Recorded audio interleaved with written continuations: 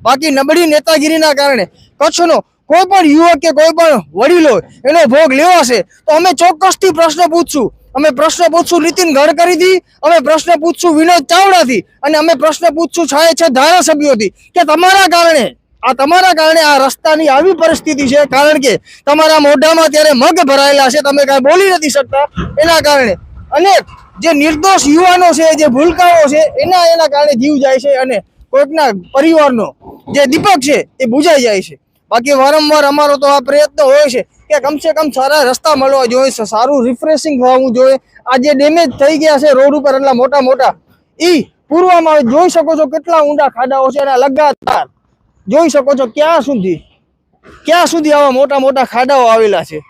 આપણું વિપક્ષ તો પાણીએ બેસી ગયું છે. વિપક્ષ એક છે યુવરાજસિંહ, જે ખેડૂતના છે, એના દ્વારા વારંવાર આ મુદ્દા ઉપર અવાજ ઉઠાડવામાં આવે છે. એના સિવાય કહી શકાય કે વિપક્ષના કોઈ નેતા આગળ આવવા તૈયાર નથી આ બાબત ઉપર.